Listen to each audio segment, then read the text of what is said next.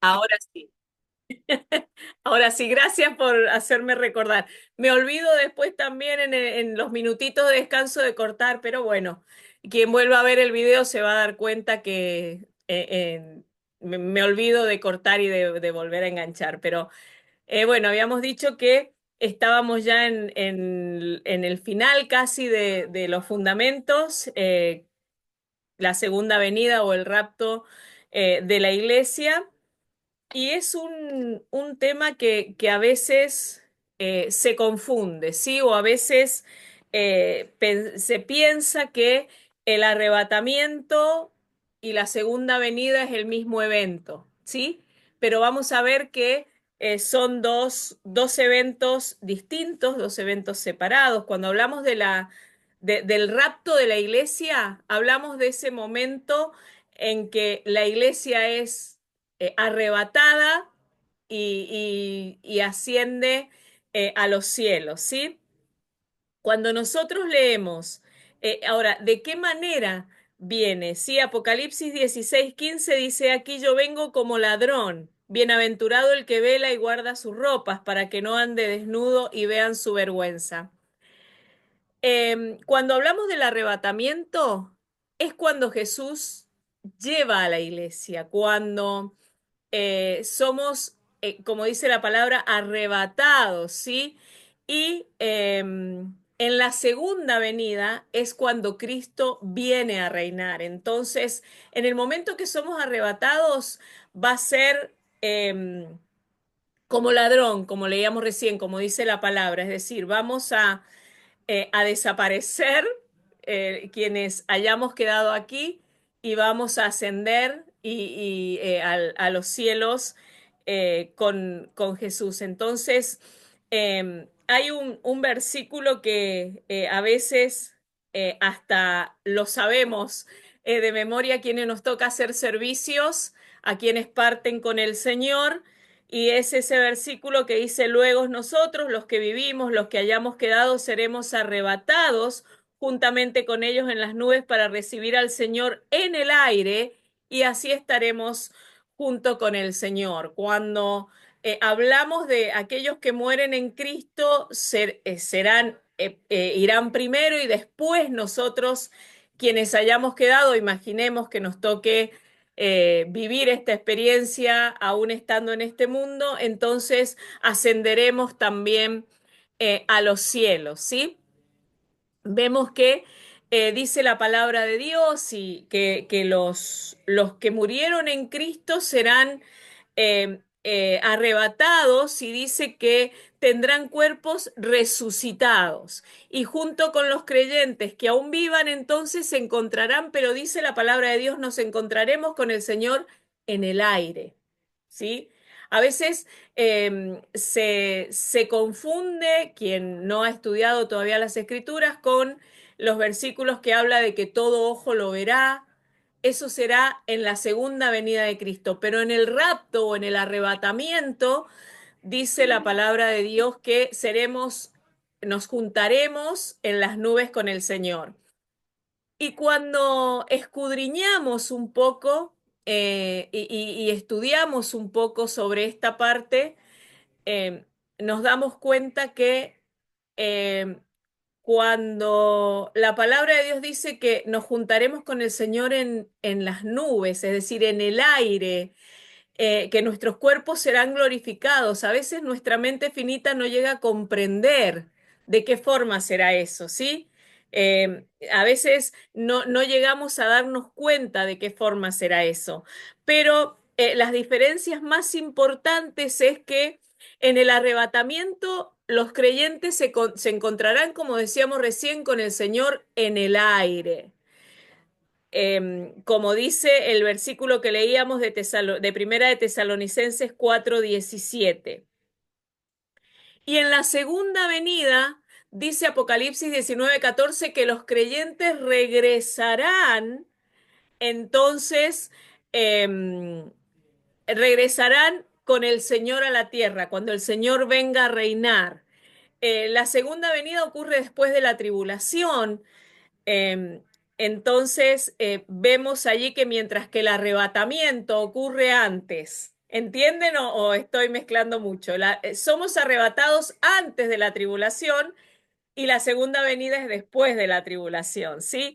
Entonces, también vemos que Jesucristo volverá por su iglesia, Jesucristo volverá a buscarnos, Jesucristo volverá a recibirnos para sí mismo y entonces, como decíamos recién, cambiar la imagen a cuerpos resucitados.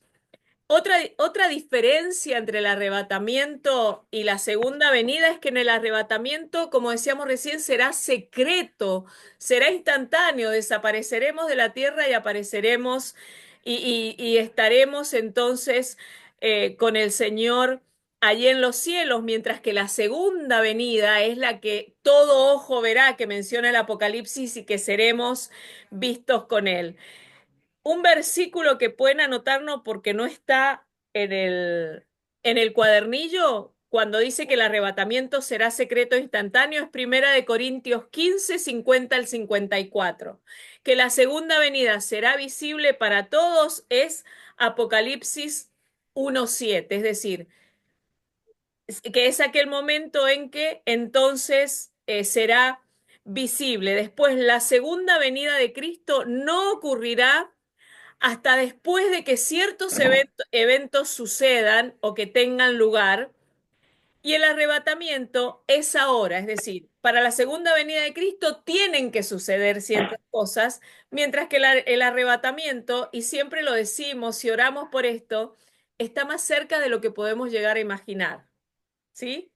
Es inminente, va a suceder pronto, antes de lo que nosotros podemos llegar a imaginar. Ahora bien, ¿por qué es importante que nosotros entendamos esta diferencia?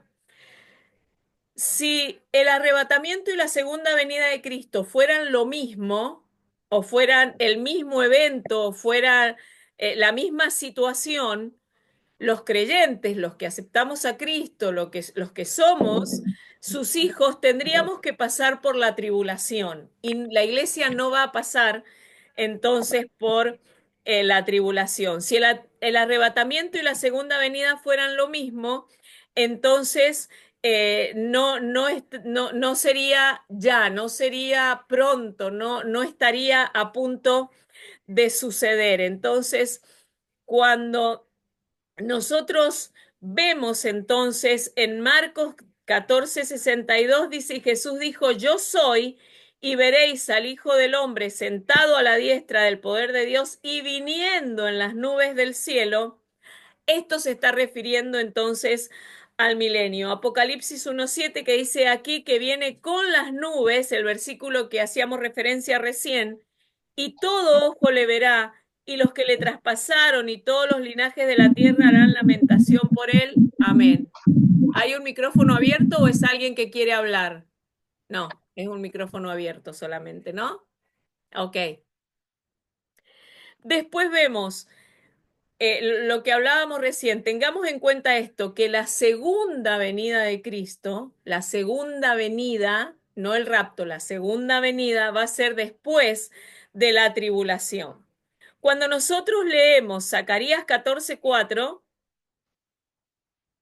dice la palabra de Dios, y se afirmarán sus pies en aquel día sobre el monte de los olivos que está enfrente de Jerusalén al oriente, y el monte de los olivos se partirá en medio hacia el oriente y hacia el occidente, haciendo un valle muy grande, y la mitad del monte se apartará hacia el norte y la otra mitad hacia el sur. Quizás es de otra materia, pero tengamos en cuenta que todos los sucesos de la palabra de Dios suceden en el mismo lugar.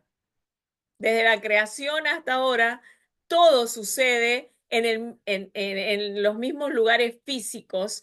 Entonces, dice que, por eso Zacarías dice que sus pies se afirmarán en el monte de los olivos. Vemos entonces, recordemos sobre todo esto, que el arrebatamiento y la segunda venida son eventos similares, pero separados. Los dos implican el regreso de Jesús. Los dos son parte de esto, pero y también eh, para que el Señor venga a reinar a la tierra, tiene que suceder el arrebatamiento para que se cumpla la palabra de Dios. Y ambas situaciones, tanto el arrebatamiento como la segunda venida de Cristo o la venida de Cristo a reinar a la tierra, son el fin de los tiempos, el fin de todas las cosas, ¿sí? Sin embargo, tenemos que darnos cuenta y tener siempre presente esto, que el arrebatamiento es el regreso de Cristo en las nubes para llevar a los creyentes, para trasladar a los creyentes antes del tiempo de la ira de Dios, y la segunda venida es el regreso de Cristo a la tierra para poner fin a la tribulación y para vencer al anticristo, ¿sí? Entonces, tengamos esto presente. Pero la cuarta fase del Evangelio cuadrangular de nuestra doctrina sería esto. Jesucristo volverá públicamente con su iglesia a destruir el anticristo y su sistema.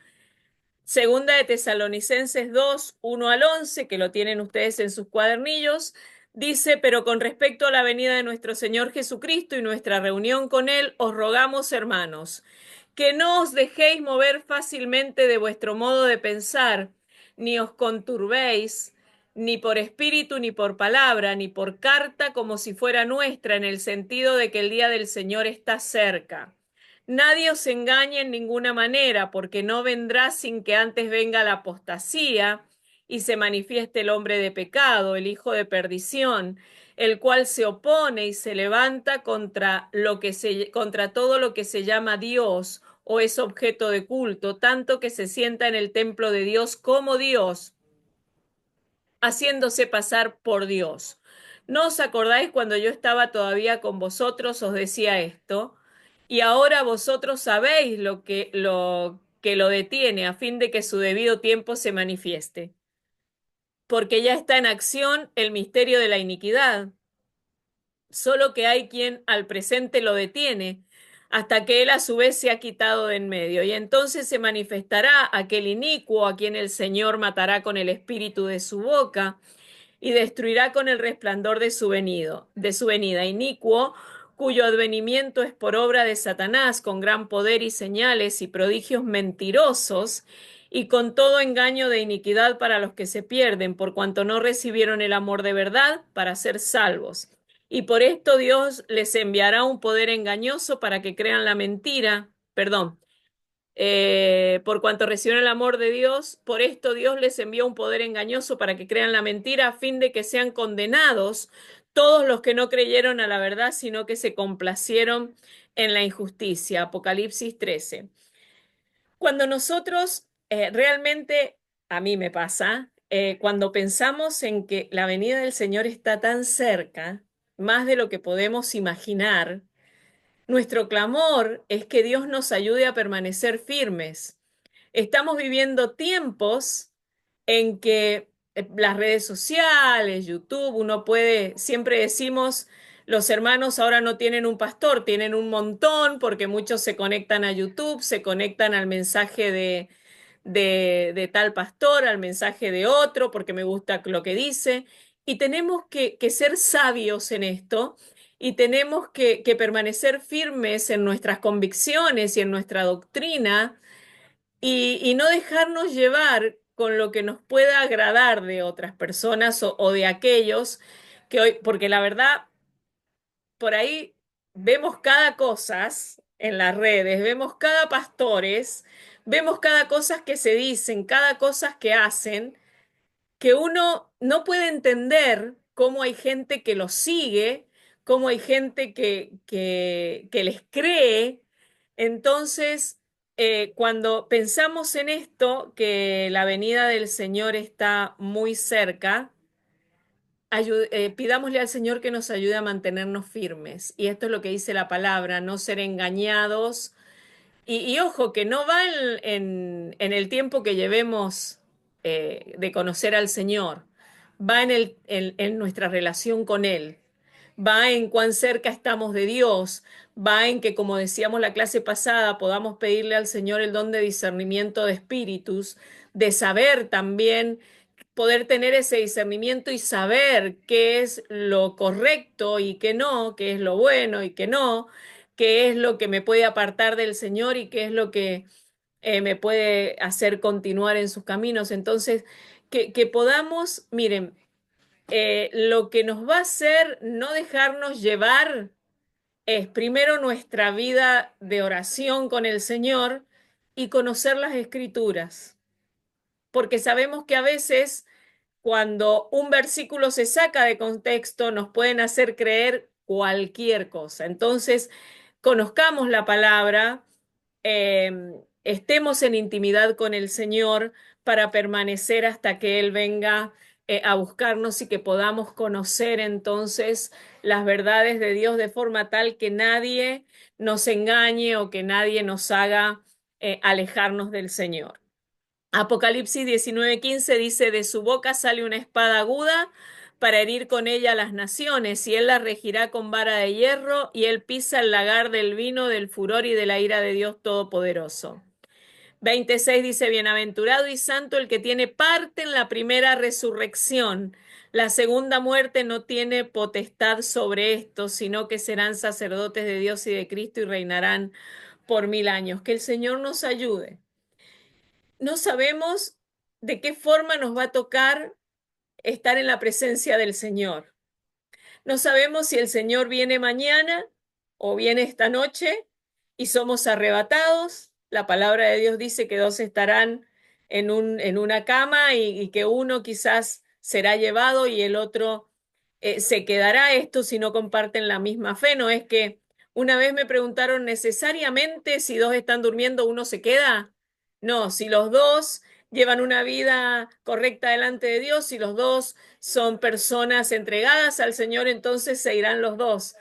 Pero recordemos esto, que no sabemos de qué forma nos vamos a ir con el Señor, si nos va a tocar partir de este mundo, morir a esta vida, o si nos va a tocar ser arrebatados por el Señor. Lo importante es que cada día y cada momento estemos preparados para esto, estemos preparados para que si el Señor nos viene a buscar de la manera que Él quiera, podamos irnos con Él y estemos para siempre con el Señor. Amén. Esta es entonces la última fase de nuestro Evangelio cuadrangular. No sé si alguien, yo sé que todos conocen esto, pero no sé si alguien quiere agregar algo, si alguien quiere decir algo. Están, tienen la posibilidad de hacerlo, ¿no? Si alguien quiere, abra su micrófono y me dice,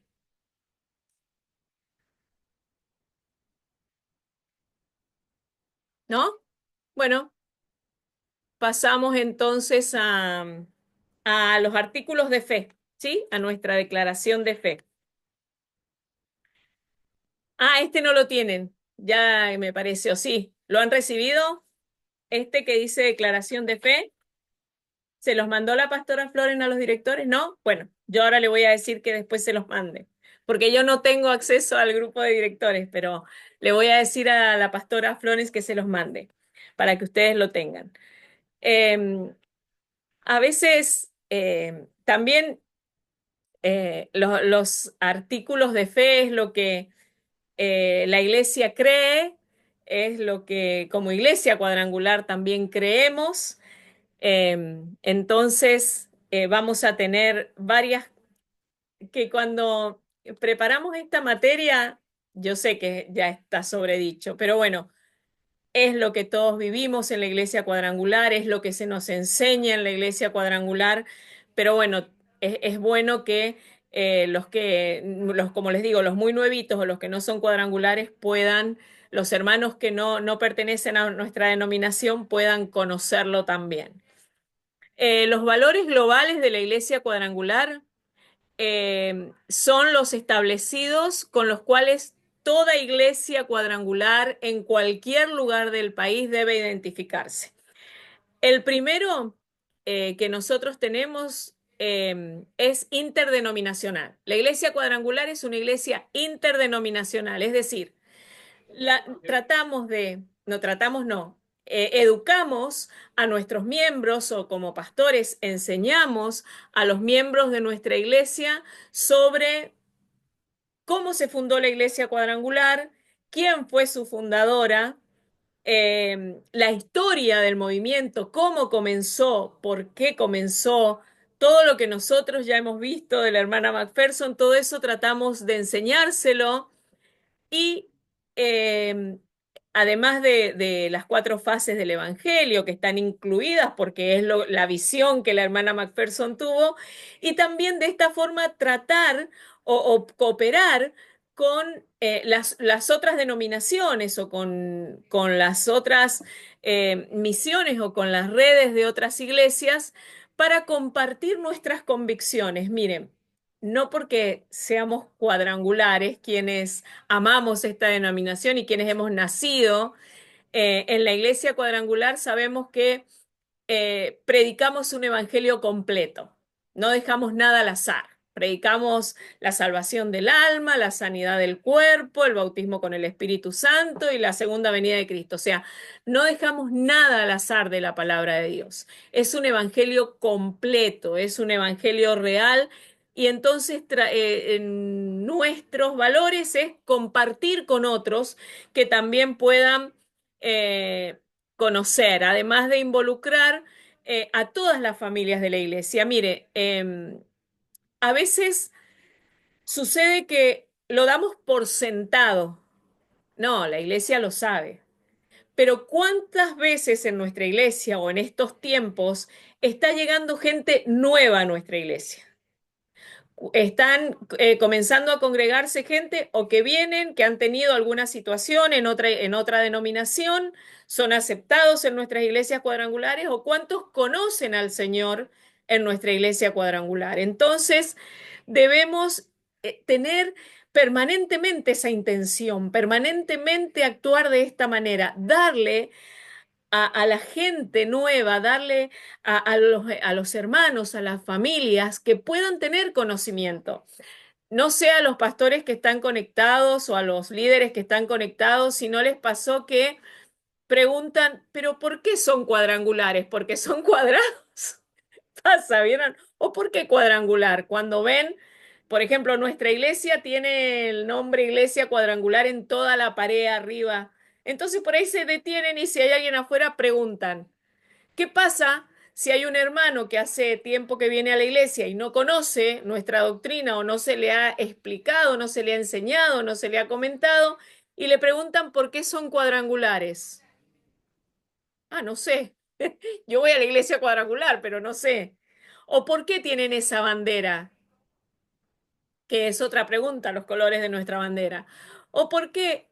Entonces, debemos involucrar, debemos tener la intención cada día de enseñarle a nuestros hermanos eh, la doctrina cuadrangular. Nosotros en el grupo de damas, cada tanto volvemos, diría Mirta Legrand, el público se renueva. Volvemos a dar la doctrina, volvemos a enseñar sobre la bandera, porque cuando llega gente que no conoce, es necesario, como decíamos recién, que lo sepa. Entonces, también el otro valor que globalmente se trató o en junio del 2012 se redactaron estos valores globales, que es la confección de una declaración global de la doctrina, es decir, tener una guía de membresía, tener el concilio global entonces impulsa a permanecer en nuestra doctrina para poder que eso nos represente. Vio que la iglesia cuadrangular es una gran familia, lo estamos viviendo, entonces sabemos que no nos une el espacio físico, nos une nuestra doctrina, nos une el Espíritu Santo de Dios, nos une entonces lo que creemos y para lo que vivimos. Después, también el punto 3 de estos valores, o el tercero, es empoderando una cultura de liderazgo de acuerdo a los dones de Dios y a su llamamiento, es decir, tenemos la iglesia cuadrangular intencionalmente, o sea, no deja nada al azar. Preparamos líderes en cualquier área, en nuestras iglesias, en la región, a nivel nacional. Debemos preparar líderes. Debemos tener líderes que puedan seguir, continuar a las otras generaciones. Quienes hoy estamos pastoreando, quienes hoy nos toca ocupar eventualmente algún lugar de liderazgo, sabemos que nuestro liderazgo no es para siempre. En nuestra iglesia cuadrangular, los mandatos, por decir así, del liderazgo a nivel regional o a nivel nacional duran 4 años. Eventualmente pueden ser reelegidos por otros 4. Pero imaginemos que un líder regional o nacional permanezca 8 años en el lugar que le toca liderar. ¿Y qué pasa si no tenemos líderes, hermanos, preparados para continuar ese liderazgo? ¿Qué pasa si no tenemos gente preparada que pueda continuar? ¿Qué pasa si no tenemos jóvenes que puedan continuar liderando a los jóvenes? ¿O por qué no ocupar algún otro lugar de liderazgo, sea a nivel regional o a nivel nacional? En las iglesias pasa lo mismo. ¿Qué pasa si tenemos un líder que por los años que ministró?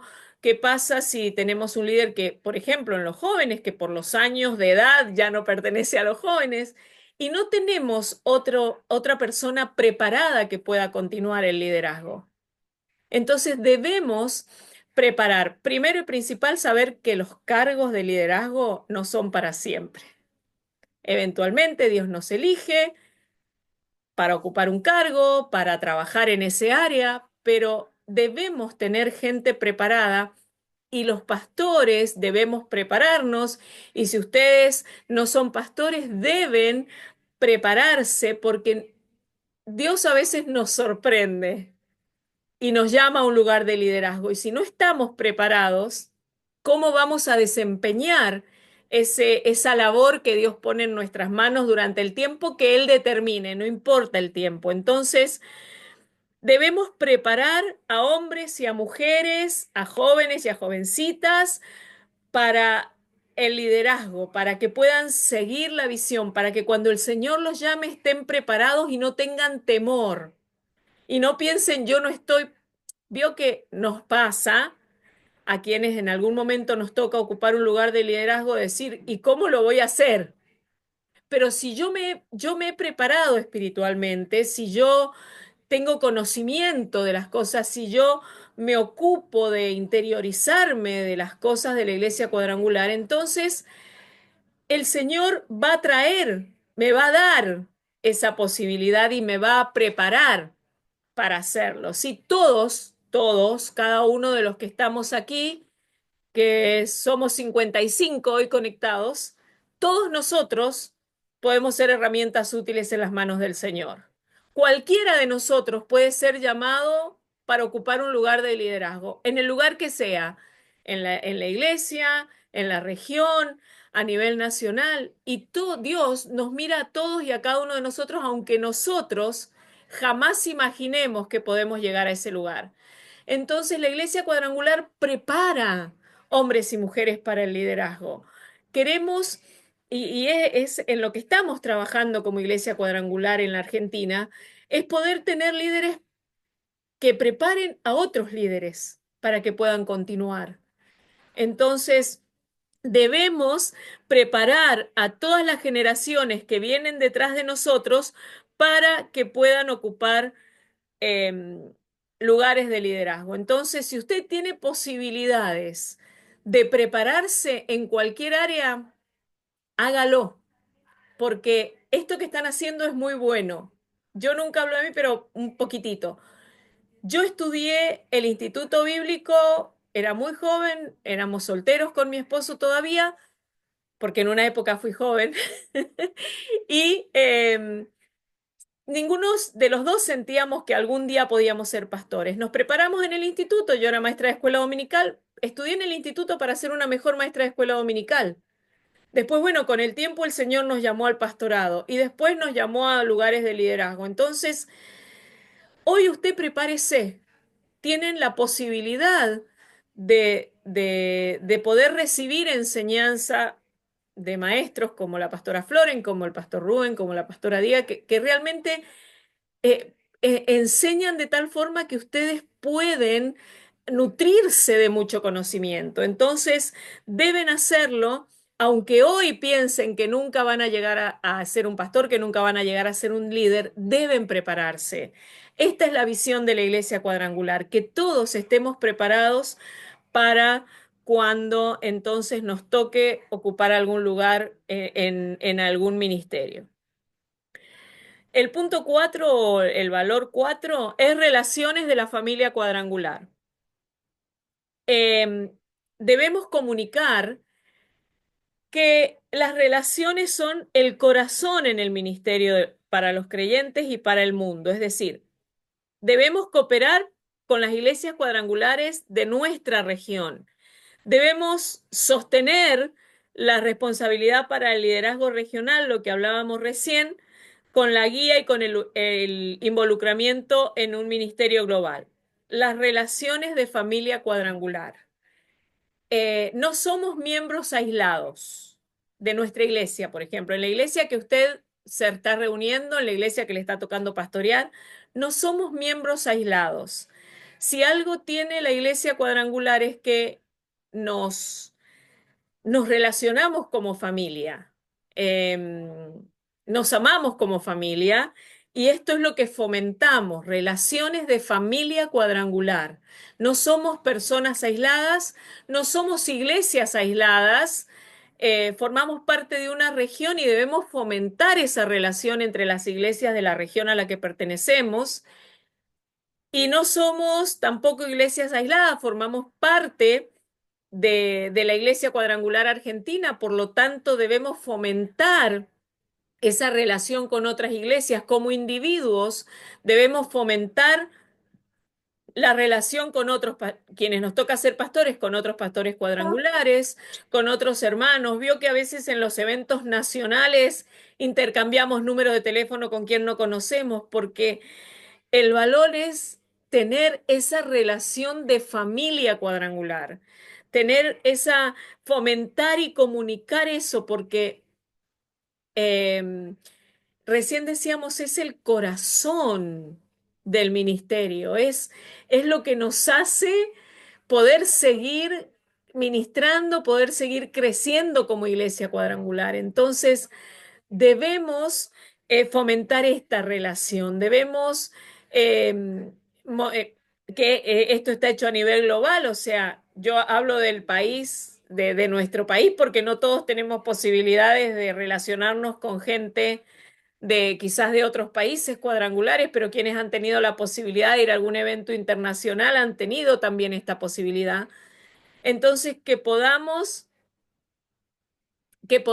ahora contesto, Hugo, que podamos entonces nosotros fomentar eso, enseñar eso, cultivar eso, que las relaciones de familia cuadrangular.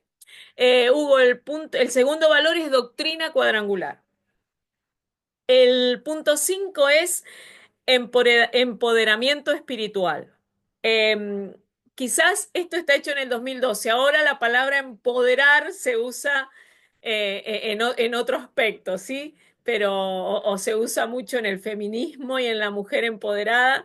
Pero bueno, como un movimiento lleno del Espíritu Santo, constantemente debemos ministrar, que ya lo hablamos cuando hablamos sobre la doctrina del Espíritu Santo, debemos ministrar el bautismo en el Espíritu Santo, debemos enseñar a los creyentes que deben pedirle al Señor los dones del Espíritu cada día, que deben dejar que Dios los use en la manifestación de estos dones y, y someternos totalmente y en obediencia a lo que el Espíritu quiera hacer en nuestras vidas y a los milagros que Dios quiera hacer.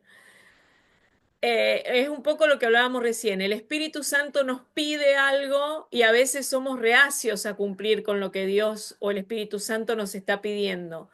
Entonces, que nos movamos en el espíritu, clamemos al Espíritu Santo la manifestación de los dones en nuestra vida, que clamemos al Espíritu Santo que el fruto del Espíritu crezca cada día más en nuestra vida y que todo lo que sucede, todo lo que debemos cambiar y que no importa que llevemos muchos años, si algo del fruto está faltando, hay un granito, que podamos cambiarlo y que podamos perfeccionarnos cada día en el Señor. El punto 6 dice misión compartida.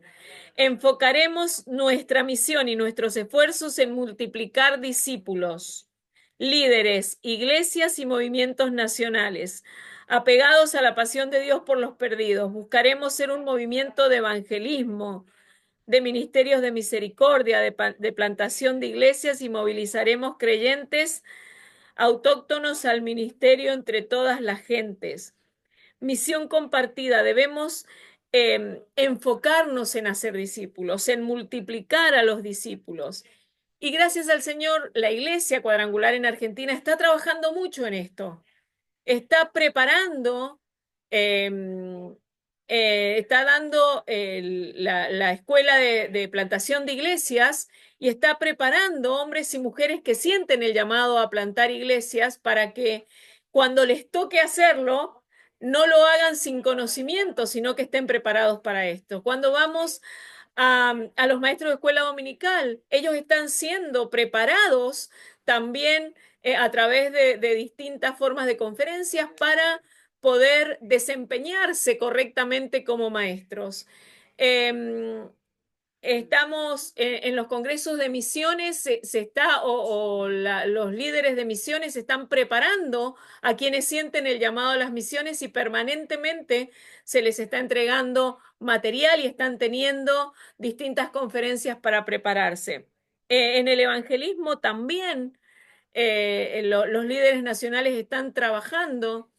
Obviamente, algo que tenemos que tener en cuenta, no todos somos llamados a ser evangelistas, no todos somos llamados a plantar iglesias, no todos somos llamados al pastorado, pero lo bueno es que usted pueda clamar al Espíritu Santo para que le muestre qué es, cuál es el ministerio que Él pone en sus manos, qué es lo que Él espera de usted y entonces poder movilizarnos en estas áreas. Es decir, que además una misión compartida, es decir, que desde mi área yo pueda colaborar con otra, que yo le pueda mostrar, por ejemplo, que los misioneros puedan compartir con los pastores que plantan iglesias, porque en cierta forma también hacen misiones, que evangelismo pueda colaborar con quienes plantan iglesias, con los pastores locales, para que puedan también llegar a otros ministerios de misericordia que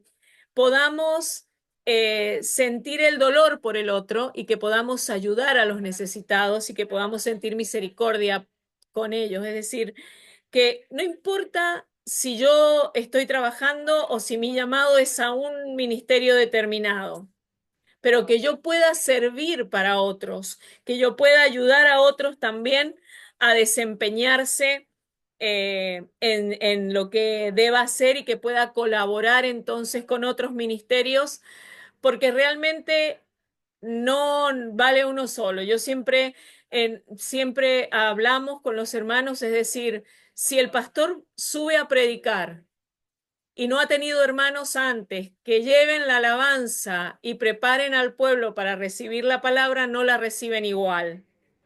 Si antes de la reunión no vinieron hermanas o hermanos a limpiar la iglesia y que cuando el hermano entre le dé gusto estar en ese lugar, nadie vendría a recibir la palabra o estarían incómodos en una iglesia sucia, por ejemplo.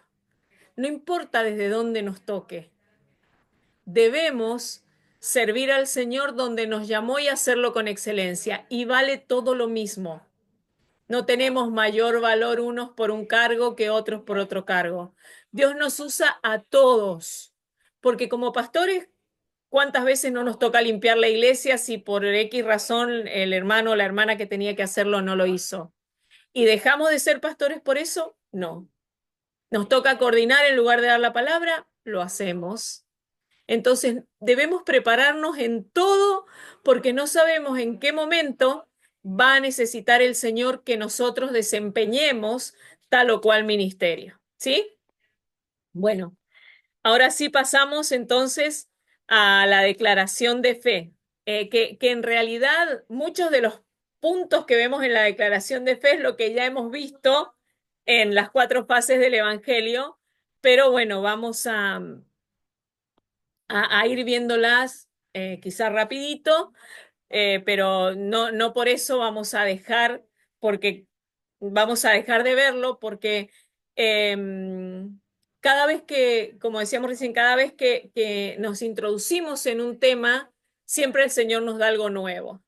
Yo puedo leer el mismo pasaje 3 o 4 veces, pero cada vez que yo escudriñé ese pasaje, el Señor me habló de manera distinta. ¿No le ha pasado que he escuchado predicaciones en el mismo pasaje, pero que son totalmente distintos, que el Señor habló desde puntos totalmente distintos, aspectos totalmente distintos?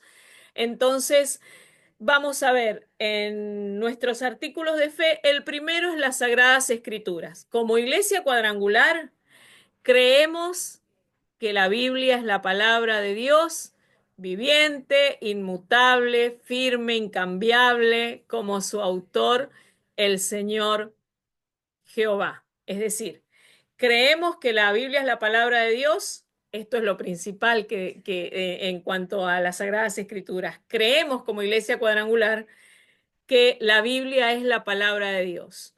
Creemos que fue escrita por hombres inspirados por el Espíritu Santo. En esto todos estamos de acuerdo, porque es lo que creemos, lo que recibimos desde el día que llegamos a la palabra de Dios, desde el día que llegamos al camino del Señor, perdón.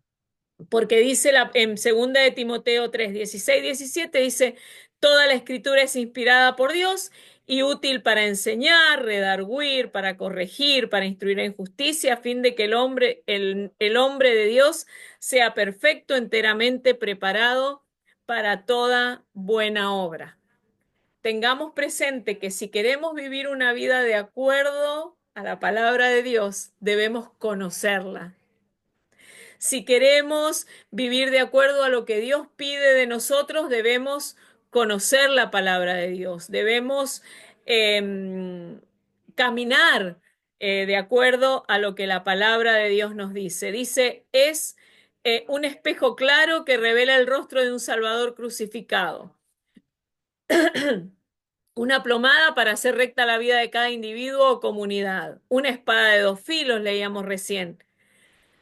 Si nosotros aprendemos a mirarnos en la palabra de Dios que refleja a Cristo, entonces vamos a vivir una vida agradable delante de la presencia del Señor, porque es quien guía nuestros pasos, es quien nos muestra nuestra forma de vivir, lo que debemos hacer, lo que está correcto ante los ojos de Dios, lo que no, también lo que no debemos hacer.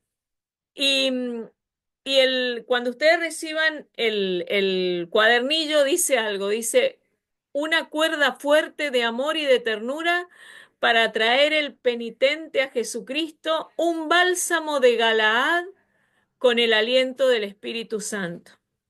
El bálsamo de Galaad era un ungüento que se usaba para cuidar las heridas de un árbol que crecía precisamente en la ciudad de Galaad. Cuando prestamos atención a esto, es decir, la palabra de Dios sirve para curar nuestras heridas. Es ese ungüento. Cuando nosotros leemos la palabra de Dios y la hacemos viva en nuestra vida, sirve para curar nuestras heridas porque sabemos, como veíamos, que el Señor nos consuela, que el Señor nos saca, como dice el salmista, del pozo de la desesperación, que el Señor sana todas nuestras heridas y como clamamos cada día al Espíritu Santo de Dios que sane esas heridas que los médicos no pueden sanar, que no hay medicación que quite, eso lo hace la palabra de Dios cuando aprendemos a conocerla, ¿sí? Entonces que puede sanar nuestro corazón, que es el único que puede transformarlo, que es la palabra de Dios es la única que nos puede hacer vivir en unidad, en amor. que puede hacer que el fruto del Espíritu Santo cambie, viva en nuestra vida, que podamos ver que Dios nos llama con amor. Está bien, a veces em, nos ha tocado llegar al Señor quizás con sufrimientos, pero el sufrimiento era en la vida, el Señor con su amor nos llamó, con su amor, con sus lazos de amor nos trajo a su presencia, precisamente para esto, para sanarnos, para sanar el corazón. Entonces, vemos que en las Sagradas Escrituras encontramos todo lo que hemos visto hasta ahora y creemos que esto es una realidad en nuestra vida. También la palabra de Dios nos advierte, leíamos que sirve para enseñar, para redarguir, para corregir, para instruir en justicia. Nos advierte lo que hablábamos recién de que debemos estar preparados cuando Cristo venga a buscarnos.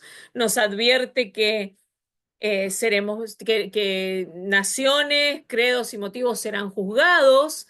Y todo eso, si está en las Sagradas Escrituras y es lo que creemos.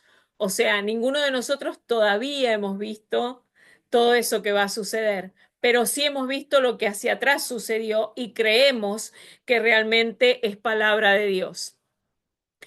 Em, el segundo punto, o el segundo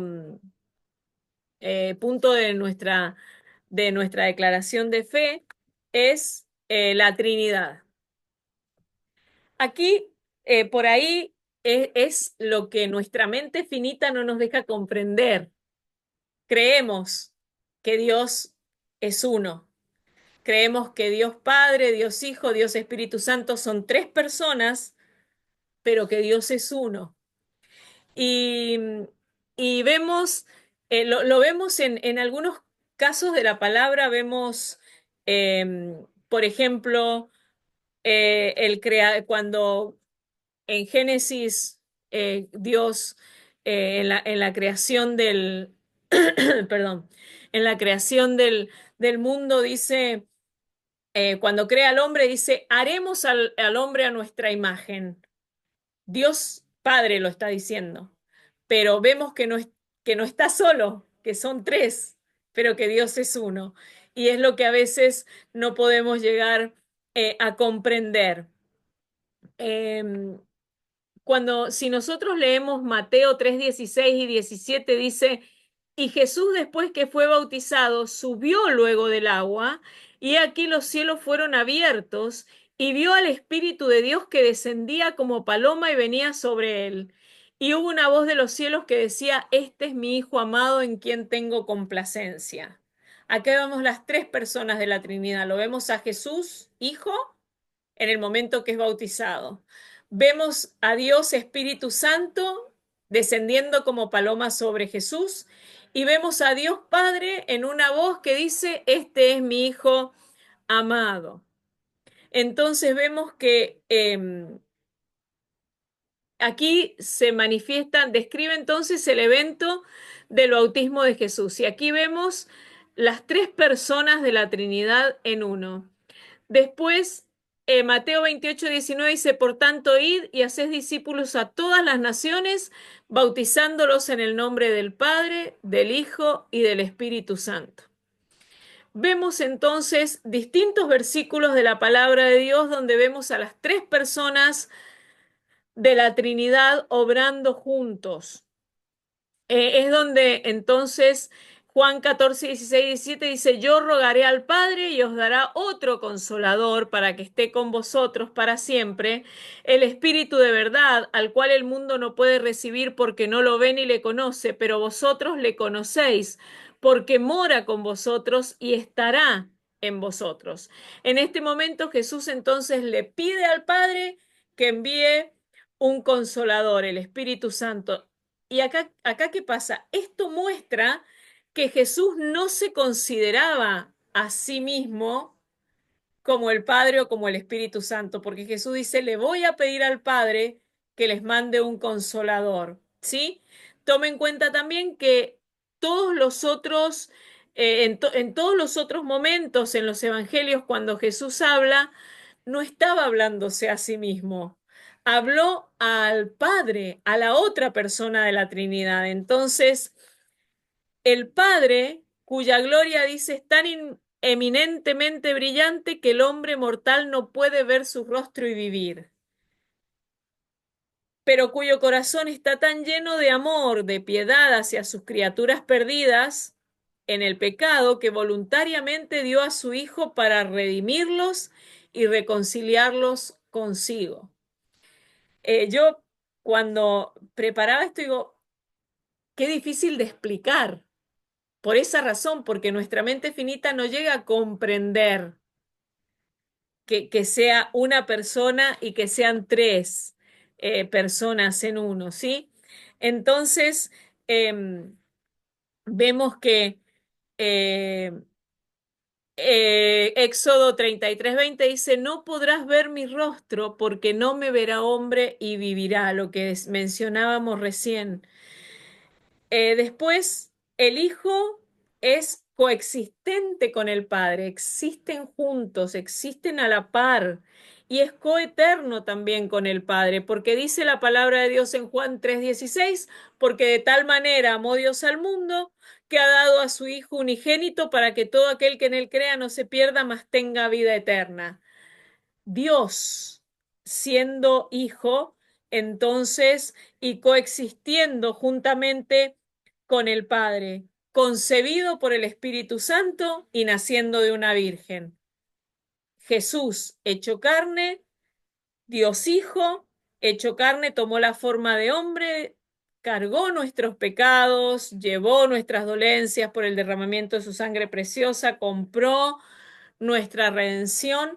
Ese es Dios Hijo. Entonces tenemos a Dios Padre, a Dios Hijo, quien va a estar a la diestra del Padre, quien está a la diestra del Padre intercediendo por aquellos por quienes dio su vida. Y el Espíritu Santo, que es la tercera persona de la deidad o de la Trinidad, el Espíritu del Padre derramado, omnipotente, omnipresente, llevando a cabo una misión indescriptiblemente importante en la tierra. Dice, redarguyendo de pecado, de justicia, de juicio, trayendo a los pecadores al Salvador. Nunca nosotros vemos en ningún momento que una persona de la Trinidad actúa sola, porque Dios es uno.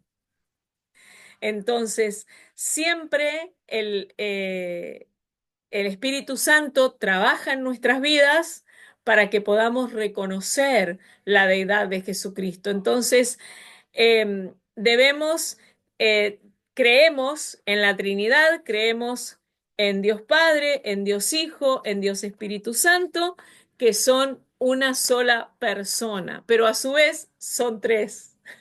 Entonces, debemos tener esto presente y es una realidad infinita. Por eso decíamos, nuestra mente finita no lo va a poder comprender hasta aquel momento en que estemos en los cielos, que ahí quizás sí podremos comprenderla. El tercer artículo de fe es la caída del hombre. Algo hablamos eh, cuando estudiábamos las fases del Evangelio. Creemos, como Iglesia Cuadrangular, creemos que Dios creó al hombre y a la mujer. Creemos que creó a Adán y a Eva para vivir en un mundo perfecto. Recordemos que Dios, perdón, creó al hombre y a la mujer, los puso en el huerto del Edén donde nada les faltaba, donde todo lo tenían. Bueno, no me di cuenta a la hora. Paramos acá 5 minutitos y después seguimos entonces con la caída del hombre y ya la vemos ahora, ¿sí? Esperamos entonces 5 minutitos, dejamos y ya enseguida continuamos. Amén. Tómense algo, vayan al baño, descansen un ratito, así pueden seguir asimilando.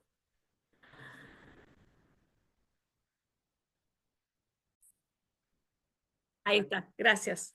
Creemos entonces que, volvemos, que Dios creó al primer hombre y a la primera mujer para que vivieran en el huerto, para que pudieran disfrutar sin ningún sacrificio del huerto, Recordemos que Dios le dijo que de todo podían comer, pero del árbol del conocimiento del bien y del mal no comeréis, dice la palabra de Dios, porque si lo hacen, morirán. Entonces vemos que Satanás, por medio de la serpiente, entonces hace caer en pecado a la mujer, diciéndole, no morirán, sino que serán como Dios, tendrán el conocimiento de Dios y lo que Dios no quiere es que sean como Él. Entonces, vemos que cede la mujer a la tentación de la serpiente, no solamente come ella del fruto, sino que le da de comer eh, al varón, ¿sí?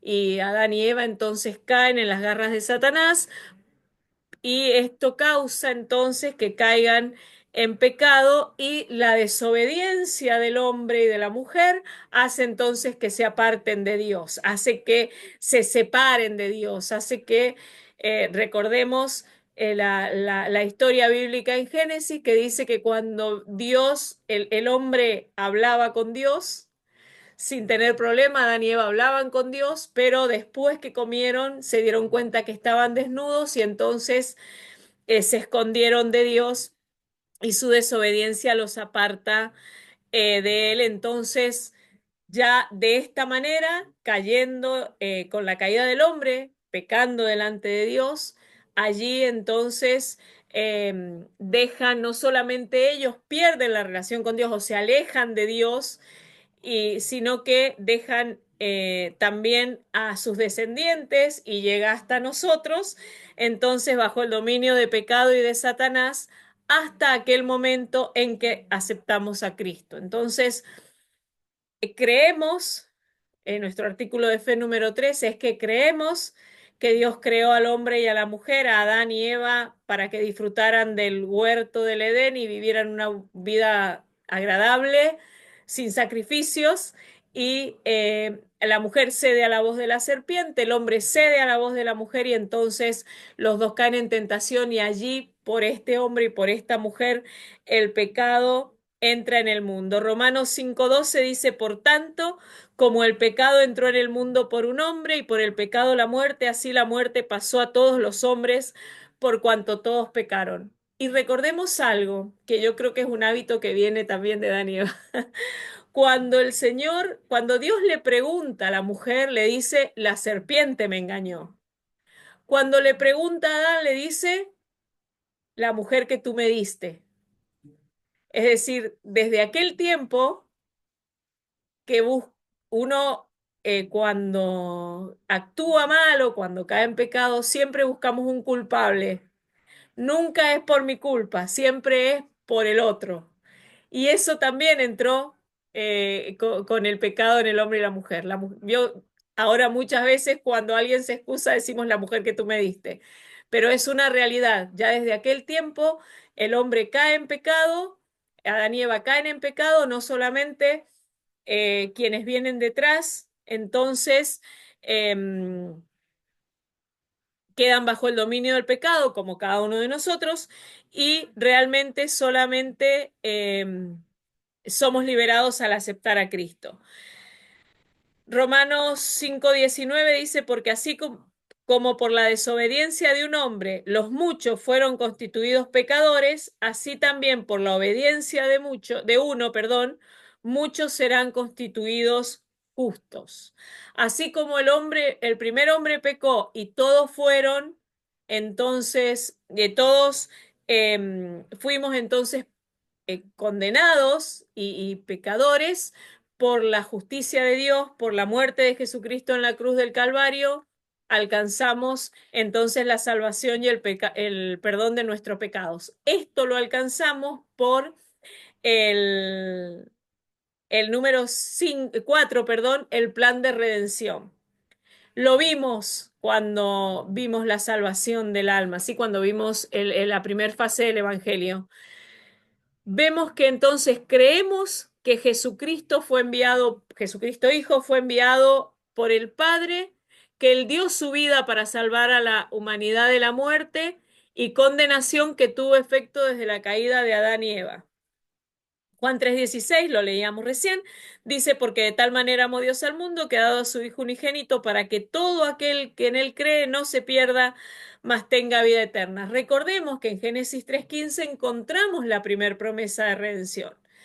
La idea de Dios al crear al hombre y a la mujer era que viviéramos agradables delante de Dios. Al ceder a la voz de la serpiente y caer en el pecado, Dios tiene que crear un nuevo plan de redención y es este, el de Génesis 3:15, ¿sí? Y pondré enemistad entre ti y la mujer, entre tu simiente y la simiente suya, esta te herirá en la cabeza y tú la herirás en el calcañar, que es el plan de redención de Dios que se ve cumplido con la muerte de Jesucristo en la cruz del Calvario. Tito 2:14 dice, quien se dio a sí mismo por nosotros para redimirnos de toda iniquidad y purificar para sí un pueblo propio, celoso de buenas obras. Isaías 55:7 dice, deje el impío su camino y el hombre inicuo sus pensamientos, y vuélvase a Jehová, el cual tendrá de él misericordia, y al Dios nuestro, el cual será amplio en perdonar. Recién veíamos que al caer Adán y Eva en pecado, el resto somos pecadores hasta nuestros días, ¿sí? Toda su descendencia y aún llega hasta nosotros. Para ser librados de este pecado, Dios crea un plan de redención que se ve cumplido en la muerte de Jesucristo en la cruz del Calvario. Y cada uno de nosotros, para que nuestros pecados sean perdonados, entonces creemos que debemos aceptar a Jesucristo como nuestro Salvador y cambiar nuestro camino. Dice, deje el impío su camino. No nos basta con decir, yo reconozco que Jesús me limpió de todo pecado con su muerte en la cruz del Calvario, sino que debemos cambiar nuestras vidas, cambiar nuestros pensamientos y vivir de acuerdo a la palabra de Dios. El, el punto 5 es salvación a través de la gracia. Creemos que la salvación es un regalo de Dios, un regalo que Dios ofrece a todos, que fue pagado por Cristo al morir en la cruz, que no hay nada más que hacer sino recibirlo. Nos es dada, la salvación nos es dada por gracia. Nosotros no tenemos que hacer nada. Ahora bien, nosotros debemos aceptar a Cristo y entonces por gracia recibimos la salvación. No debemos hacer nada para recibir la salvación. Sí debemos cada día trabajar para cuidarla. Sí debemos vivir de acuerdo a la palabra de Dios para continuar nuestra vida cristiana de manera tal que alcancemos la salvación cuando Cristo venga a buscarnos. Entonces, ¿la recibimos por gracia? La recibimos por gracia, es un regalo. Simplemente cada uno de nosotros cuando conoció al Señor, hizo su oración de fe, aceptó a Cristo como su Salvador personal, le pedimos que anote nuestro nombre en el libro de la vida y de ahí en más tuvimos que comenzar a vivir una vida de acuerdo a la palabra de Dios para mantener esa salvación que hemos alcanzado a través de la gracia. Si nosotros, o sea, si el ser humano no acepta a Cristo, obviamente está perdido en el pecado y no alcanza la salvación. La palabra de Dios en Efesios 2:8 dice, porque por gracia sois salvos por medio de la fe. Y esto no de vosotros, pues es don de Dios, es regalo de Dios, es algo que Dios nos da sin que tengamos que hacer nada. Romanos 3:10 dice, como está escrito, no hay justo ni aun uno. Y en el versículo 23 dice, por cuanto todos pecaron y están destituidos de la gloria de Dios. Debemos aceptar a Cristo como nuestro Salvador personal. Y es algo personal, es decir, yo tengo que tomar la decisión de aceptar a Cristo. Me lo regala, pero no podemos em, pedir perdón por las faltas de otro. La salvación no se hereda. Hay muchas cosas que nuestros hijos heredan de nosotros, pero la salvación no se hereda. Cuando ellos ya tienen conocimiento, tienen que aceptar también a Jesucristo como su Salvador y alcanzar la salvación también ellos, que les es dada por gracia, les es dada por gracia, pero cada uno de nosotros debemos tomar la decisión de aceptar, perdón, a Jesucristo como su Salvador. El punto 6 es arrepentimiento y aceptación. Creemos que el arrepentimiento, es decir, el dolor por los pecados que hemos cometido y la decisión de alejarnos de ellos, son necesarios para recibir el regalo de la salvación. Arrepentimiento y aceptación. Yo no puedo aceptar a Cristo, arrepentirme de todo lo que he hecho mal, arrepentirme de todos mis pecados, arrepentirme de todo lo que era mi vida hasta ese momento y que era desagradable a Dios, hacer una oración de fe, aceptar a Cristo y seguir viviendo de la misma manera. Arrepentimiento es dar un giro de 180 grados en nuestra vida y comenzar a vivir una vida distinta. Primero, debo reconocer que he pecado. Y ojo que esto también es para las metidas de pata después que conocemos a Cristo. Cuando debo reconocer mi pecado para poder arrepentirme y poder aceptar el perdón de Cristo. Entonces, yo debo, mi arrepentimiento no es por minutos, no es por horas. Yo debo arrepentirme y comenzar a vivir de una forma distinta, lo contrario a lo que venía haciendo. Entonces, el arrepentimiento real es comenzar a vivir una vida distinta. El arrepentimiento real es aceptar a Cristo y aceptar que yo estuve viviendo una vida de pecado y que quiero comenzar a vivir una vida distinta. Primera de Juan 1:9 dice, si confesamos nuestros pecados, Él es fiel y justo. Todas estas citas están en el cuadernillo que la pastora Flores les va a pasar. Primera de Juan 1:9 dice, si confesamos nuestros pecados, Él es fiel y justo para perdonar nuestros pecados y limpiarnos de toda maldad. Él es fiel y justo para limpiarnos, pero nosotros debemos mantener esa limpieza de nuestro corazón. Debemos dejar de hacer todo eso que no le agrada a Dios y comenzar a vivir entonces una vida nueva en el Señor. Dice Romanos 8:1, hay otros versículos que ustedes después lo van a ver. Ahora pues ninguna condenación hay para los que están en Cristo Jesús, los que no andan conforme a la carne, sino conforme al Espíritu. Ninguna condenación hay si vivimos una vida alejada del pecado. Ninguna condenación hay si yo me arrepiento y comienzo a vivir una vida distinta. Ninguna condenación hay para mí si yo acepto que soy un hombre o una mujer pecadora, me arrepiento y comienzo entonces a vivir una vida distinta delante del Señor. El artículo de fe número 7 nos habla sobre el nuevo nacimiento. Creemos, todos nosotros lo hemos vivido, algunos nacen ya que sus padres han conocido al Señor, pero a pesar de nacer en un hogar cristiano, llega una edad en que deben los niños aceptar a Cristo, en que deben saber que están naciendo de nuevo. Cuando ellos ya comienzan a tener conocimiento de lo bueno y de lo malo, deben también ellos aceptar a Cristo, porque como decíamos recién, la salvación no se hereda, ¿sí? Debemos enseñarle a nuestros niños que deben ellos también aceptar a Cristo cuando ya tienen conocimiento de las cosas. Creemos entonces que cuando el cristiano toma la decisión de creer y de seguir a Cristo, recibe un nuevo espíritu.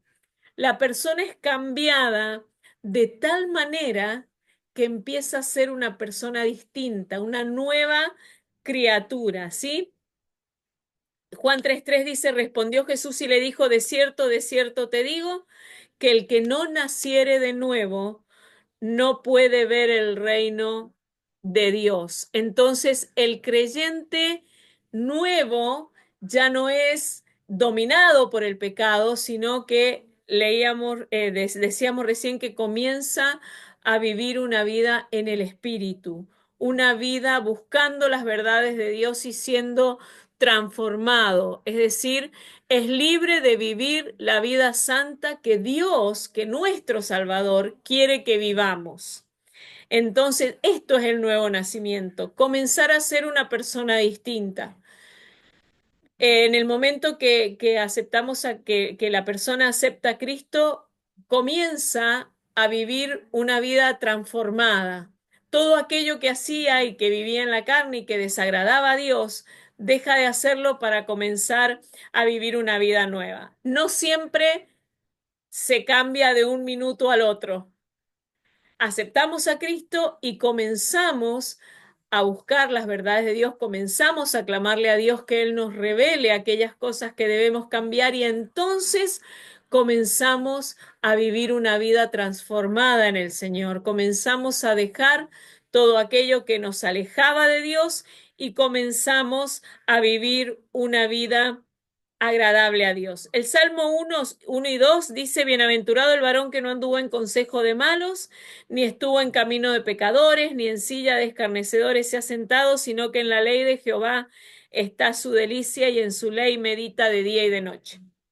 Bien, una vez que nacemos de nuevo, no nos juntamos más con la familia o con aquellas personas que no conocen a Cristo. Yo puedo juntarme con ellos, pero debo demostrar mi nuevo nacimiento, debo demostrar mi transformación, debo mostrarles lo bueno que Dios ha hecho en mí y lo bueno que es nacer de nuevo y el cambio que Dios hace en mi vida. Entonces, no quiere decir que yo me aleje de todo el mundo y solo me junte con los hermanos de la iglesia, porque ¿cómo le vamos a predicar a otros que no conocen a Cristo si solo me junto con los cristianos?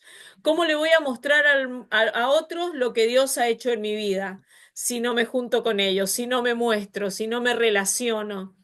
Entonces, ¿me puedo relacionar con el resto de las personas? Obvio que me puedo relacionar, pero siempre cuidando mi postura y siempre manifestando lo que Dios ha hecho en mi vida y mostrándome como un verdadero cristiano delante de la presencia de Dios, ¿sí? Y mostrando el cambio, porque también quienes nos conocían antes de conocer al Señor son quienes van a ver el cambio que Dios ha hecho en nosotros y la mayoría de las veces sucede esto, ellos buscan querer o quieren buscar, perdón, ese cambio que Dios ha hecho en nuestra vida, hacerlo también, que puedan vivirlo ellos también. Entonces, el artículo de fe número 8 es la vida cristiana cotidiana. Vemos que creemos que el creyente, ahora libre de ese control del enemigo, de ese control del pecado, de esa vida que venía viviendo sumergido en el pecado que traía por naturaleza, puede y debe vivir una vida agradable al Señor. Creciendo en las escrituras, llevando una vida de oración, de amor, de compañerismo cristiano, de servicio a otros, obediencia piadosa, aprendiendo y enseñando acerca del Señor, compartiendo las buenas nuevas con todos, siguiendo la santidad de Dios, vistiendo toda la armadura de Dios. La palabra de Dios en Primera de Tesalonicenses 4:3 dice, pues la voluntad de Dios es vuestra santificación, que os apartéis de fornicación. 5:23 dice, y el mismo Dios de paz os santifique por completo y todo vuestro ser, espíritu, alma y cuerpo sea guardado irreprensible para la venida de nuestro Señor Jesucristo. Creemos entonces que el creyente debe vivir, por ahí redundan mucho en los artículos de fe, pero es una realidad que una vez que aceptamos a Cristo, que nos arrepentimos, que comenzamos a vivir una vida nueva, comencemos entonces a crecer en el Señor. Comencemos a caminar en los caminos del Señor, conociendo la palabra, escudriñando la palabra, sí juntándonos con aquellos cristianos que pueden ser de edificación para mi vida, que pueden ayudarme a crecer en las cosas del Señor, porque si yo no estoy muy firme en las cosas del Señor, no voy a buscar a alguien que no esté firme tampoco como yo, sino que voy a buscar a alguien que pueda acompañarme, que pueda ayudarme a crecer, que pueda ayudarme a buscar la santidad en el Señor, que pueda aconsejarme de buena manera y comenzar entonces a vivir de esta manera la vida cristiana. Dice 2 Corintios 7:1, así que amados, puesto que tenemos tales promesas, limpiémonos de toda contaminación de carne y de espíritu, perfeccionando la santidad en el temor de Dios, no en el temor a Dios, en el temor de Dios, que es vivir una vida agradable a Dios, vivir una vida conforme a lo que Dios me pide, no contaminándome con las cosas del mundo, no contaminándome con las cosas, con el pecado de otros, sino que manteniendo mi vida agradable al Señor, ¿sí? El, el 9, el artículo de fe número 9 es el bautismo en agua y la cena del Señor. Sabemos que la iglesia cuadrangular bautiza por inmersión, no bautiza por aspersión como la iglesia católica, bautiza por inmersión el agua y esta es una señal del nuevo nacimiento ante el mundo. Es decir, como Jesucristo fue sepultado en una tumba y resucitó, así también nos consideramos muertos a la naturaleza antigua, como si fuésemos sepultados en agua y ascendiendo a la vida eterna. Creemos en el bautismo por inmersión. La palabra de Dios dice que el que creyere y fuere bautizado será salvo. Por eso la iglesia cuadrangular no bautiza a los niños pequeños, sino que cuando nacen nuestros niños los dedicamos al Señor, como fue el Señor Jesús dedicado a los 8 días en el templo. Y una vez que el niño tiene conocimiento, la palabra de Dios dice el que creyere y fuere bautizado. Si un niño no tiene la capacidad de creer en el bautismo, de creer en Jesucristo, de confesar a Jesucristo como su Salvador, obviamente no podemos bautizarlo, porque estaríamos faltando a la palabra que dice que el que creyere y fuere bautizado será salvo. Bautizamos por inmersión a una edad, 12 años es lo estipulado. En algunos casos tenemos niños que a lo mejor han nacido en la iglesia y tienen ahora como que son más despiertos, entonces tienen la capacidad de creer. Tenemos niños a veces a los 10 años que ya están sirviendo, que ya están danzando. Entonces debemos ver la capacidad del niño para poder entonces bautizarlo. Debe ser ya tener conocimiento de lo que está haciendo. No podemos hacerlo porque los padres quieran hacerlo. El niño tiene que comprender. Entonces, y el bautismo, dijimos, entonces era por inmersión. El hombre viejo queda en el agua y sale la nueva criatura. Creemos también en el mandamiento del Señor. Jesús en la última cena con sus discípulos partió el pan, el vino y dejó un mandamiento: haced esto en memoria de mí. ¿Sí? Entonces creemos que al obedecer el mandamiento del Señor nos recuerda los símbolos santos, el vino y el pan, nos recuerdan la sangre y la sangre que Jesucristo derramó por nosotros, y al participar del pan simboliza el cuerpo golpeado y maltratado por cada uno de nosotros, ¿sí? A veces como que cuesta hablar estas cosas que todos conocemos, que todos sabemos, pero es bueno que no sea un hábito, que lo hagamos por costumbre.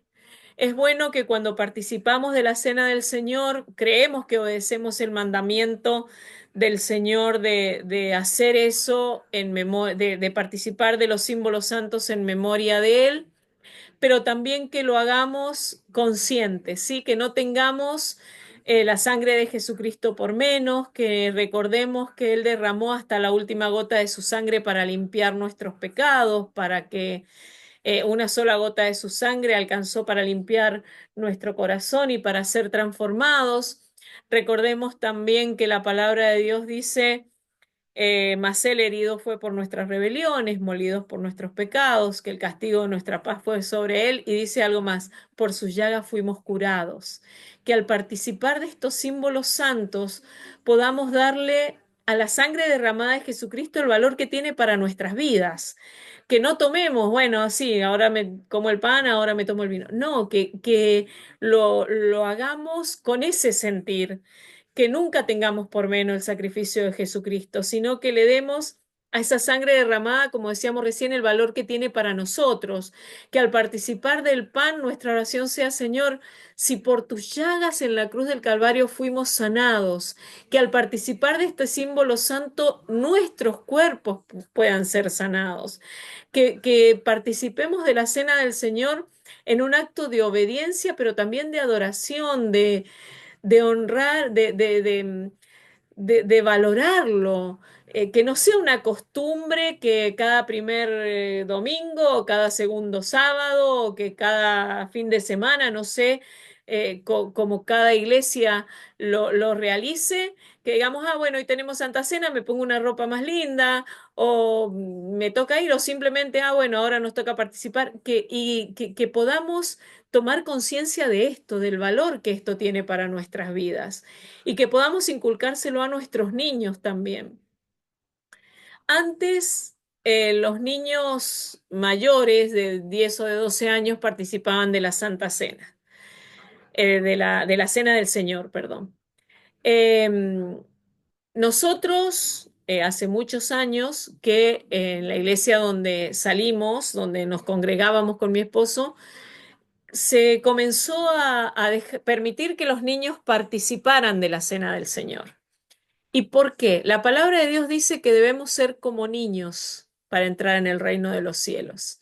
Entonces, ellos quizás no pueden, en su inocencia, no pueden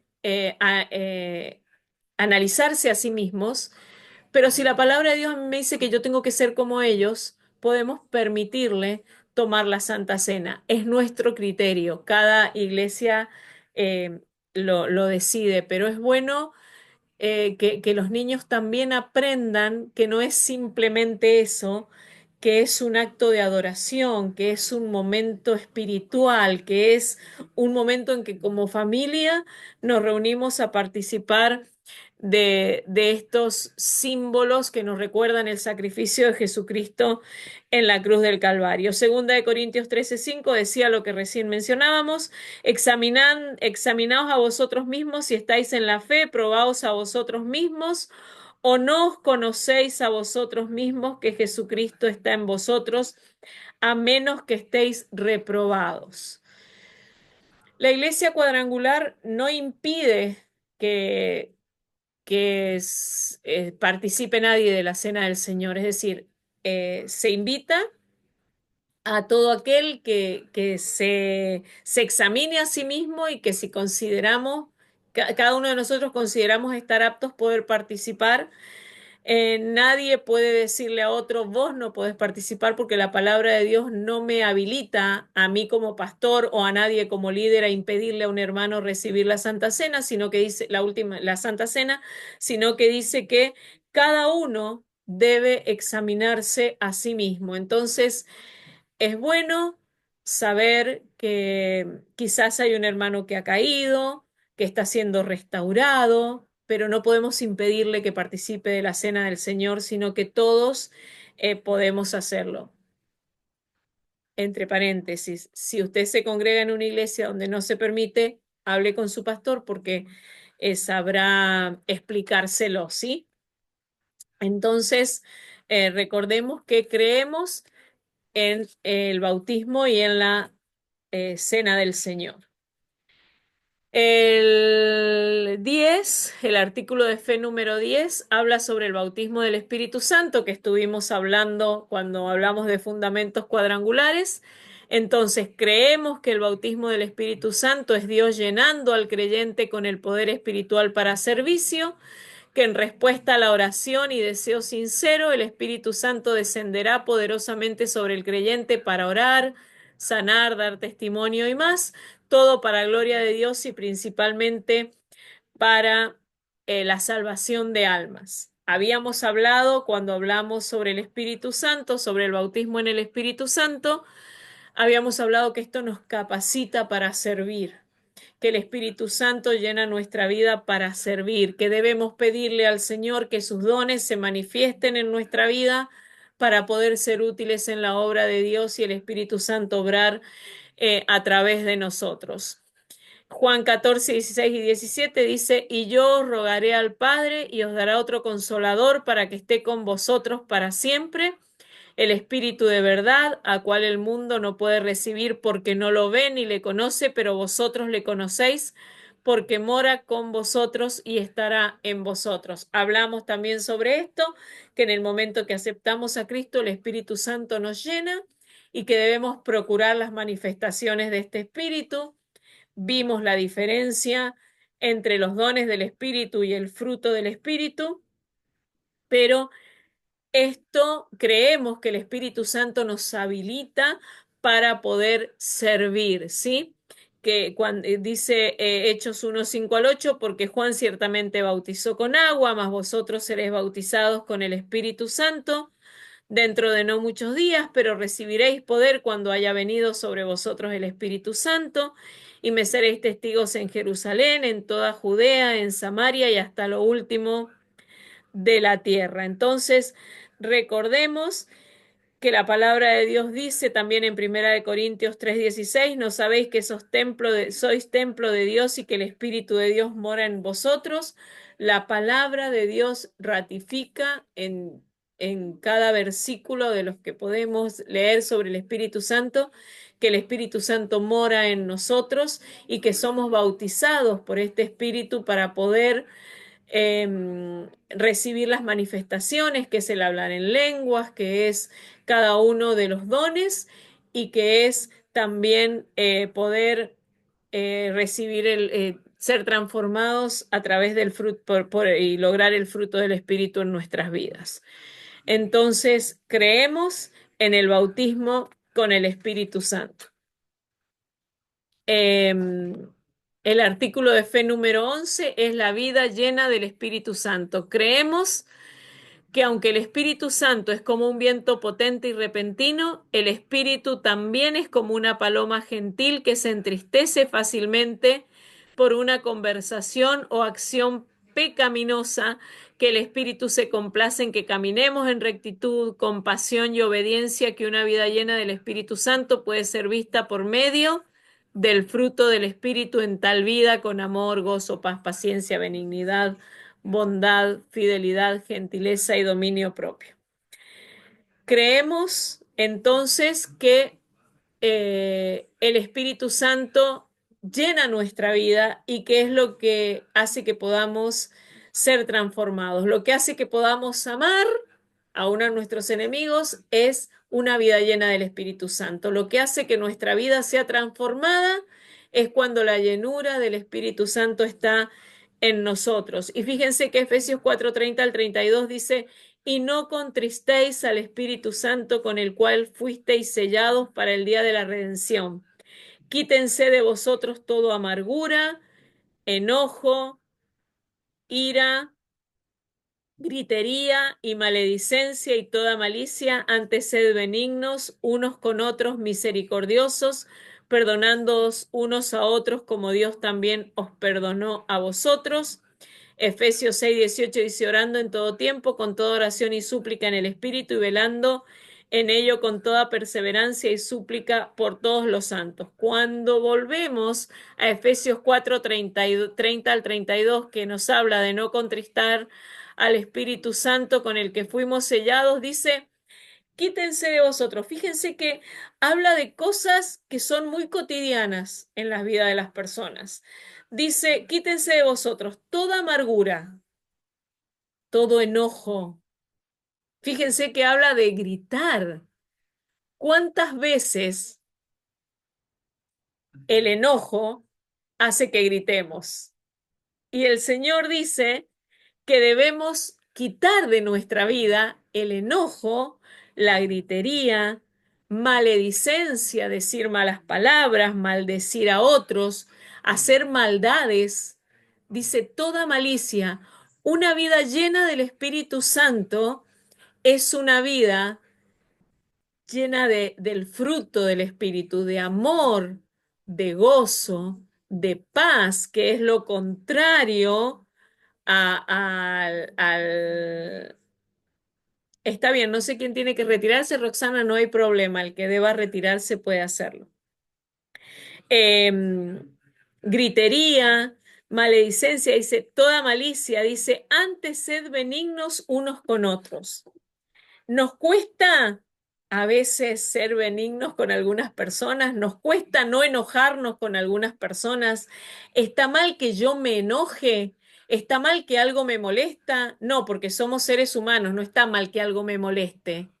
Está mal que mi enojo permanezca, está mal que eso me lleve a que salgan de mi boca cosas que no deben salir, está mal a que yo maldiga, está mal a que me enoje. ¿La palabra de Dios me autoriza a enojarme? Sí. ¿Qué dice la palabra de Dios? Airaos, pero no pequéis. Si esa ira me lleva a pecar, a maldecir, a insultar, a que de mi boca salgan palabras desagradables, entonces estoy pecando. Una vida llena del Espíritu Santo hace que de mi boca no salgan dos aguas, agua dulce y agua salada, porque no puede ser. Hace que una vida llena del Espíritu Santo hace que yo pueda dominarme, que tenga dominio propio, hace que yo pueda amar aún a los que no colaboran para que los amemos, porque hay personas que no colaboran, pero bueno, el Espíritu Santo hace que yo pueda amarlos de todos modos. El Espíritu Santo me da paciencia para esto. Una vida llena del Espíritu Santo hace que yo pueda ser gentil y que tenga dominio propio para tratar a otros. Entonces, creemos en la vida llena del Espíritu Santo. Creemos que cuando nuestra vida es llena del Espíritu Santo podemos ir siendo transformados hasta que el fruto del Espíritu Santo de Dios crece en nuestra vida. Dice Primera de Juan 2:6, el que dice que permanece en él debe andar como él anduvo. Yo no puedo decir que soy cristiano y vivir como el mundo anda. No puedo decir que soy un hijo de Dios lleno del Espíritu Santo si participo de cosas que son desagradables delante de Dios. Si nosotros nos reunimos con alguien que no es cristiano y participamos de las mismas cosas que ellos participan, ¿cómo marco la diferencia? ¿Cómo muestro que yo tengo una vida llena del Espíritu Santo si hago exactamente lo mismo, vivo de la misma manera, participo de las mismas cosas que aquellos que no conocen a Dios? ¿En qué me diferencio? Que mi vida sí está llena del Espíritu Santo. Si la persona que no conoce a Cristo participo de las mismas cosas que el que no conoce a Cristo. Tengamos presente esto en cada momento de nuestra vida. Y si yo participo de las mismas cosas que el mundo, entonces no estoy marcando diferencia. Mi vida no es diferente. Mi vida no está llena del Espíritu Santo. Tengamos esto presente. Yo recuerdo cuando era maestra de escuela dominical, podíamos enseñarle a los chicos, si donde yo estoy, el Espíritu Santo de Dios que está en mi vida permanece, entonces yo estoy en un buen lugar. Si yo participo de cosas que el Espíritu Santo no me permite participar o me hace sentir incómodo o yo veo que son cosas desagradables, pero por no desentonar participo de lo mismo, entonces no marco la diferencia, no demuestro que mi vida es una vida llena del Espíritu Santo de Dios. Les pido un segundo porque me estoy quedando sin batería. César, ¿me podés traer por favor el cargador?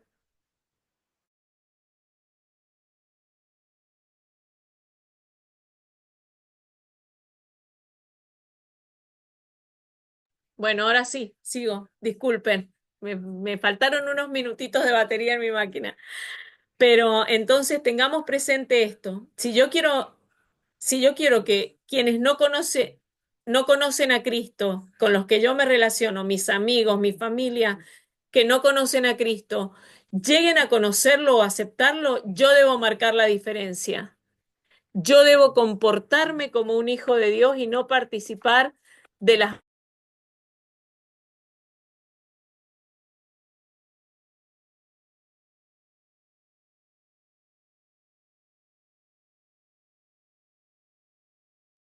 No se escucha, profe. Pastora, Doctora. está silenciada. Sí, ahora sí. Si yo vivo participo de las mismas cosas que, que aquellos que no conocen a Dios participan, ¿cómo marco la diferencia? ¿Cómo les presento a Cristo para que lo conozcan? Entonces, seamos sabios. La palabra de Dios la leíamos recién y dice, no contristéis al Espíritu Santo de Dios. Decíamos que es una persona. Cuando a nosotros alguien nos falla, nos ponemos mal. Si una persona a la que amamos nos falla o nos traiciona o nos oculta, nos sentimos mal.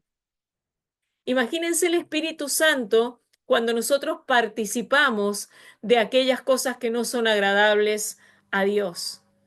Entonces el Espíritu Santo, que es una persona, también se entristece.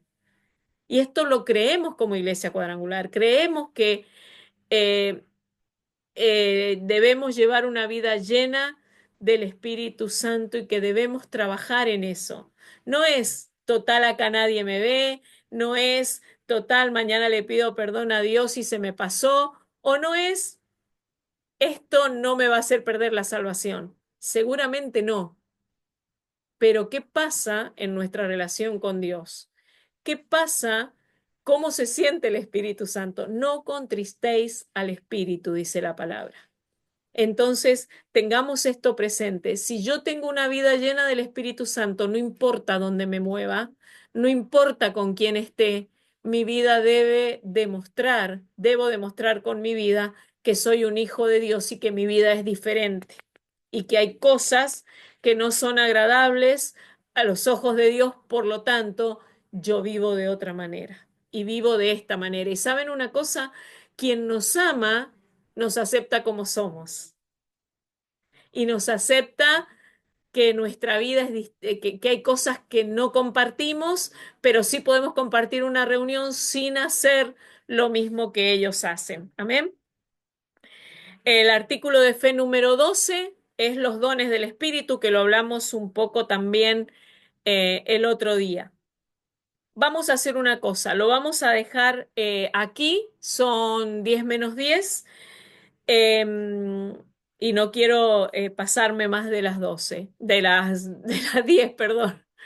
Entonces, vamos el próximo martes, vamos a tomar media horita para tener un pequeño examen en cuanto a los fundamentos cuadrangulares. Es re fácil eso. Así que vamos a tener un pequeño examen para que después no tengamos todo junto.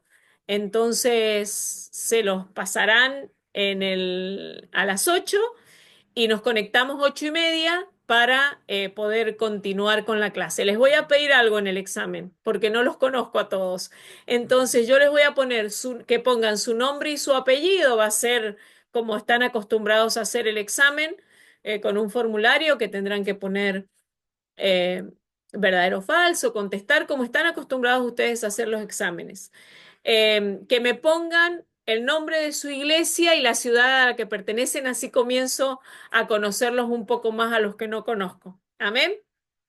Vamos a orar para terminar la clase de hoy y bueno, que esto nos sirva a todos para aprender un poquito más y para poder escudriñar y para poder indagar un poco más de lo que cree la Iglesia Cuadrangular y podamos tener pleno conocimiento de esto para poder entonces también enseñarlo a otros. Lorena Córdoba, ¿podés orar para terminar? Te vi justo. Justo me viste. No los Oramos. veo a todos, pero te vi ahí. Oramos. Padre, te doy gracias por este tiempo hermoso que estamos pasando juntos, Señor, de diferentes puntos del país. Padre, queremos en esta hora entregarte esta reunión, este estudio de este día martes, Padre. Bendecimos la vida de Lucía, pastora, Señor, que nos está enseñando con tanto esfuerzo, dedicando este tiempo, apartando este tiempo para cada uno de nosotros. Si bien, como ella dijo, la mayoría conocemos todo lo que estamos hablando, pero está bueno refrescarlo, está bueno nuevamente charlarlo entre todos. Dejo, Señor, esta enseñanza en tus manos para que el próximo martes tú nos refresques, nos hagas recordar, Padre Santo, y juntos podamos hacer este examen, que sea, Señor, que lo podamos hacer bien, Padre de la Gloria, entendiendo, Señor, lo que estamos escribiendo, Padre. Dejo esta noche en tus manos, bendiciendo a cada uno de mis hermanos, a la pastora, a su familia, Señor, y a cada uno, Padre, en el nombre de Jesús. Amén. Bueno, que el Señor les bendiga, que tengan una buena semana. Nos vemos el martes. Chao, pastora. Chao.